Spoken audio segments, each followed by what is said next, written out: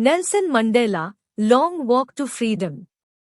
Long walk to freedom, जिसका हिंदी अर्थ होगा आज़ादी की लंबी यात्रा। इस चैप्टर को दक्षिण अफ्रीका के पहले अश्वेत राष्ट्रपति नेल्सन मंडेला के द्वारा लिखित पुस्तक लॉन्ग वॉक टू फ्रीडम से लिया गया है। 10 मई का दिन चमकीला और साफ निकला। पिछले कुछ दिनों से मैं प्रसन्नतापूर्ण संसार के गणमान्य लोगों एवं नेताओं से घिरा रहा था जो उद्घाटन से पहले अपना सम्मान अदा करने के लिए आ रहे थे। उद्घाटन दक्षिण अफ्रीका की धरती पर अंतर्राष्ट्रीय नेताओं की अब तक की सबसे बड़ी सभा होगी।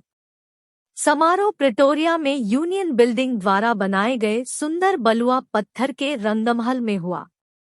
दशकों से यह श्वेत वर्चस्व का स्थान था और अब यह दक्षिण अफ्रीका की पहली लोकतांत्रिक गैरंसलीय सरकार की स्थापना के लिए विभिन्न रंगों और राष्ट्रों के इंद्रधनुषी सभा का स्थल था। उस सुंदर पतझड़ ऋतु के दिन मैं अपनी बेटी जेनानी के साथ था। प्लेटफॉर्म पर, मंच पर मिस्टर डी क्लर्क को सर्वप्रथम द्वितीय उपराष्ट्रपति के रूप में शपथ दिलाई गई। तब ताबो म्बेकी को प्रथम उपराष्ट्रपति के रूप में शपथ दिलाई गई। जब मेरी बारी आई तो मैंने संविधान का पालन करने तथा उस पर अडिग रहने और गणतंत्र तथा उसके लोगों की भलाई के लिए स्वयं को अर्पित करने की शपथ ली। एकत्रित मेहमानों और देखने वाले लोगों को मैंने कहा, आज हम सब यहाँ अपनी उपस्थिति से नवजात स्वतंत्रता को गौरव और आशा प्रदान करते हैं। बहुत लंबे समय तक जारी विशेष मानवीय आपदाओं के अनुभव के बाद एक ऐसे समाज का जन्म होना आवश्यक जिस पर संपूर्ण मानवता को गर्व होगा। हम जो इतने लंबे समय तक दुनिया से कटे रहे, आज हमें संसार के अनेकों राष्ट्रों की हमारी स्वयं की धरती पर मेजबानी करने का दुर्लभ अवसर मिला है। हम अपने सभी प्रतिष्ठित अंतर्राष्ट्रीय मेहमानों को अपने देश के लोगों के साथ आने के लिए धन्यवाद देते हैं, जो आखिरकार न्याय के लिए, शांति के लिए, मानवीय गरिमा के लिए एक सामान्य जीत है। आखिरकार हमने अपनी राजनीतिक मुक्ति हासिल कर ली है। हम अपने सभी लोगों को गरीबी, अभाव, पीड़ा, लिंग और अन्य भेदभाव के निरंतर बंधन से मुक्त करने का स्वयं से संकल्प लेते हैं। कभी नहीं और फिर कभी नहीं होगा कि यह खूबसूरत भूमि फिर से एक दूसरे उत्पीड़न का अनुभव करेगी। इतनी शानदार मानवीय उपलब्धि पर सूरज कभी अस्त नहीं होगा। आज़ादी को शासन करने दीजिए। भगवान अफ्रीका को आशीर्वाद दें। कुछ ही क्षणों के बाद हम सभी ने विस्मय में अपनी आंखें उठा ली, क्योंकि दक्षिण अफ्रीकी जेट, हेलीकॉप्टर और सैन्य वाहकों की एक शानदार श्रृंखला यूनियन बिल्डिंग के ऊपर पूर्ण रूप से गरज रही थी। यह न केवल सटीक और सैन्य बल का प्रदर्शन था, बल्कि एक नई सरकार के लिए लोकतंत्र के प्रति सेना की वफादारी का प्रदर्शन था, जो स्वतंत्र रूप से और निष्पक्ष रूप से चुनी गई थी। केवल कुछ क्षण पहले दक्षिण अफ्रीकी रक्षा बल और पुलिस के सर्वोच्च जनरलों, जिनकी छाती रिबन और पदकों से लदी हुई थी, उन्होंने मुझे सलाम किया और अपनी वफादारी का वचन दिया। मैं इस बात से बेखबर नहीं था कि कुछ साल पहले उन्होंने मुझे सलामी नहीं दी थी, बल्कि मुझे गिरफ्तार किया था। अंत में इम्पाला जेट के एक शेवरॉन ने नए दक्षिण अफ्रीकी ध्वज के काले, लाल, हरे, नीले और सुनहरे रंगों के धुएं का निशान छोड़ा। हमारे 2 राष्ट्रीय गीतों के गायन द्वारा यह दिन मेरे लिए एक प्रतीक बन गया था और श्वेत लोगों का स्वप्न जो नकोसी सिकेलेलिया अफ्रीका और काले लोग जो गणतंत्र का पुराना राष्ट्रीय गान डाइस्टीम गा रहे। यद्यपि उस दिन दोनों में से कोई दल राष्ट्रीय गान की सही लय नहीं जानता था जिससे वे दोनों नफरत करते थे, लेकिन वे शीघ्र ही इसके शब्दों को दिल में याद कर लेंगे। उद्घाटन वाले दिन मैं इतिहास की भावना से ओतप्रोत था। 20वीं सदी के प्रथम दशक में भयंकर एंग्लो-बोर वॉर के बाद तथा मेरे स्वयं के जन्म से पहले दक्षिणी अफ्रीका के श्वेत चमड़ी वाले लोगों ने अपने भेदभाव खत्म करके उन्होंने अपने स्वयं के देश के काली चमड़ी वाले लोगों के विरुद्ध जातीय प्रभुत्व वाली एक व्यवस्था का निर्माण कर लिया था। उस ढांचे ने जो उन्होंने खड़ा किया था, संसार के एक सबसे कठोर, सबसे अमानवीय समाज का आधार बना लिया था। अब 20वीं सदी के अंतिम दशक में और एक आदमी के रूप में मेरे स्वयं के 8वें दशक में वह ढांचा हमेशा के लिए बदल गया है और उसका स्थान एक ऐसे ढांचे ने ले लिया है जो सभी लोगों को बिना उनकी चमड़ी के रंग के भेदभाव के समान रूप से अधिकार एवं स्वतंत्रता को पहचानता है। वह दिन मेरे हजारों लोगों के अकल्पनीय बलिदानों के माध्यम से आया था, जिन लोगों के दुख और साहस को कभी भी गिना या चुकाया नहीं जा सकता है। मैंने उस दिन महसूस किया, जैसा कि मैंने बहुत सारे अन्य दिन भी किए थे, कि मैं बस उन सभी अफ्रीकी देशभक्तों का योग था जो मुझसे पहले गए थे। वह लंबी और नेक लाइन खत्म हो गई और अब मेरे साथ फिर से शुरू हुई। मुझे दुख था कि मैं उन्हें धन्यवाद नहीं दे सका और वे यह नहीं देख पाए कि उनके बलिदानों ने क्या किया है। रंगभेद नीति ने मेरे देश और मेरे लोगों में एक गहरा और स्थायी घाव बनाया है। हम सभी उस गहरी चोट से उबरने के लिए अगर पीढ़ियां नहीं तो कई साल बिताएंगे।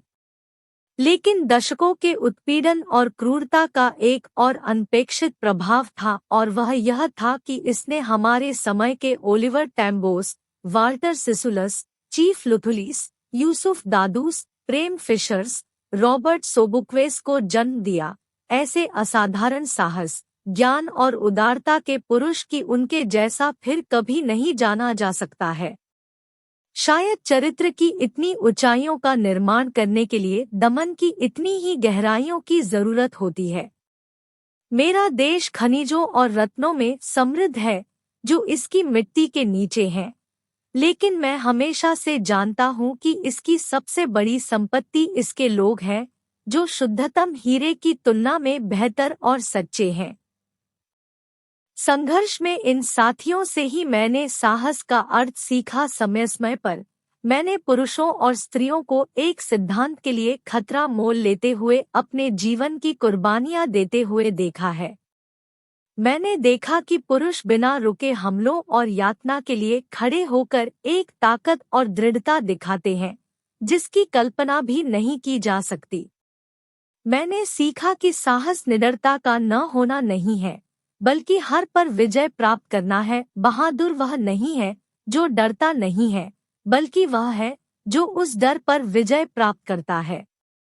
कोई भी व्यक्ति दूसरे व्यक्ति से उसकी त्वचा के रंग या उसकी पृष्ठभूमि या उसके धर्म के कारण घृणा करने के लिए पैदा नहीं होता है। लोगों को घृणा करना सीखना चाहिए, और यदि वे घृणा करना सीख सकते हैं तो उन्हें प्रेम करना सिखाया जा सकता है, क्योंकि प्रेम मानव हृदय में इसके विपरीत घृणा की तुलना में अधिक स्वाभाविक रूप से आता है। जेल के सबसे बुरे समय में भी जब मेरे साथियों को और मुझे असहनीय यातनाएं दी जाती थी, मुझे एक गार्ड में मानवता की एक झलक दिखाई देती थी, शायद सिर्फ एक सेकंड के लिए, लेकिन यह मुझे आश्वस्त करने और मुझे चलते रहने के लिए पर्याप्त था। मनुष्य की अच्छाई एक ज्वाला है जिसे छुपाया जा सकता है लेकिन बुझाया नहीं जा सकता। जीवन में प्रत्येक व्यक्ति के दोहरे दायित्व होते हैं, अपने परिवार के प्रति, अपने माता पिता के प्रति, अपनी पत्नी और बच्चों के प्रति दायित्व, और उसका अपने लोगों, अपने समुदाय, अपने देश के प्रति दायित्व है। एक सभ्य और मानवीय समाज में प्रत्येक व्यक्ति अपने स्वयं के झुकाव और क्षमताओं के अनुसार उन दायित्वों को पूरा करने में सक्षम है, लेकिन दक्षिण अफ्रीका जैसे देश में मेरे जैसे जन्म और रंग के व्यक्ति के लिए उन दोनों दायित्वों को पूरा करना लगभग असंभव था। दक्षिण अफ्रीका में एक व्यक्ति जो एक मानव की तरह रहने का प्रयास करता था, उसे दंडित किया जाता था और अलग कर दिया जाता था। दक्षिण अफ्रीका में ऐसा व्यक्ति जो अपने लोगों के प्रति अपने कर्तव्य को पूर्ण करने की कोशिश करता था, उसे उसके परिवार और उसके घर से अलग कर दिया जाता था और उसे रहस्य और विद्रोह के हल्के प्रकाश में एक अलग जीवन बिताने के लिए मजबूर किया जाता था। मैंने शुरुआत में अपने लोगों को अपने परिवार से ऊपर रखने का विकल्प नहीं चुना, लेकिन अपने लोगों की सेवा करने का प्रयास करते हुए मैंने पाया कि मुझे एक पुत्र, एक भाई, एक पिता और एक पति के रूप में अपने दायित्वों को पूरा करने से रोका गया था। मैं स्वतंत्र होने की भूख के साथ पैदा नहीं हुआ था। मैं स्वतंत्र पैदा हुआ था, हर तरह से स्वतंत्र जिसे मैं जान सकता था। मेरी माँ की झोपड़ी के पास के खेतों में दौड़ने के लिए स्वतंत्र, मेरे गांव से होकर बहने वाली साफ धारा में तैरने के लिए स्वतंत्र, तारों के नीचे भोजन भूनने और धीमी गति से चलने वाले बैलों की चौड़ी पीठ की सवारी करने के लिए स्वतंत्र। जब तक मैंने अपने पिता की आज्ञा मानी और अपने गोत्र के रीति रिवाजों का पालन किया, तब तक मैं मनुष्य या ईश्वर के नियमों से परेशान नहीं था। जब मैंने यह जानना शुरू किया कि मेरी बचपन की स्वतंत्रता एक भ्रम है, जब मुझे एक युवा के रूप में पता चला कि मेरी आज़ादी मुझसे पहले ही ली जा चुकी है, तो मुझे इसके लिए भूख लगी, अर्थात मैं आज़ाद होना चाहने लगा। सबसे पहले एक छात्र के रूप में मैं केवल अपने लिए स्वतंत्रता चाहता था, जैसे रात में बाहर रहने में सक्षम होने की क्षणिक स्वतंत्रता, जो मुझे अच्छा लगता है उसे पढ़ने और इच्छानुसार कहीं भी जाने की स्वतंत्रता। बाद में जोहान्सबर्ग में एक युवा के रूप में मैं अपनी क्षमता को प्राप्त करने, अपनी कमाई कमाने, शादी करने और एक परिवार रखने की आधारभूत और सम्मानजनक स्वतंत्रता के लिए तरस गया था। वह स्वतंत्रता एक वैध जीवन में कभी बाधा न बने। लेकिन फिर मैंने धीरे धीरे देखा कि न सिर्फ मैं आज़ाद नहीं था, बल्कि मेरे भाई बहन भी आज़ाद नहीं थे। मैंने देखा कि यह केवल मेरी स्वतंत्रता नहीं थी जिसे कम किया गया था, बल्कि उन सभी की स्वतंत्रता थी जो मेरे जैसे दिखते थे।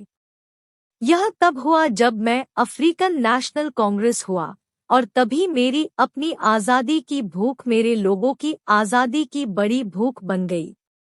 मेरे लोगों की सम्मान से जीने की यही आज़ादी थी जिसने मेरे जीवन को गतिमय बना दिया था, जिसने एक भयभीत युवक को साहसी व्यक्ति में बदल दिया, जिसने एक कानून का पालन करने वाले अरटानी को अपराधी बना दिया, जिसने परिवार को प्यार करने वाले पति को बेघर बना दिया, जिसने जीवन को प्यार करने वाले व्यक्ति को एक साधु में बदल दिया था। मैं अगले व्यक्ति से अधिक गुणी और आत्म बलिदानी नहीं हूँ, लेकिन मैंने पाया कि मेरे लोग आज़ाद नहीं हैं। तो मुझे मिली थोड़ी सी आज़ादी भी मुझे आनंद नहीं दे रही थी। स्वतंत्रता अविभाज्य होती है। मेरे लोगों में से एक के ऊपर पड़ी जंजीर भी सभी पर पड़ी जंजीरों के समान थी, और मेरे सभी लोगों पर पड़ी जंजीरें मुझ पर पड़ी जंजीरें थी। मैं जानता था कि अत्याचारियों को उसी प्रकार आज़ाद करना पड़ता है जिस प्रकार पीड़ित को। एक व्यक्ति जो दूसरे की स्वतंत्रता का हनन करता है, वह खुद नफरत का कैदी होता है, वह संकीर्ण दिमाग एवं पूर्वाग्रह की सलाखों में बंद होता है। यदि मैं किसी की आज़ादी छीनता हूँ तो मैं सही अर्थ में स्वतंत्र नहीं हूँ, उसी प्रकार जैसे कि मुझसे मेरी आज़ादी छीन ली जाए। गुलाम बनाने वाला और गुलाम समान रूप से मानवता से वंचित होते हैं। थैंक्स। वीडियो देखने के लिए आपका बहुत बहुत धन्यवाद। आपका दिन शुभ हो। भगवान आपका भला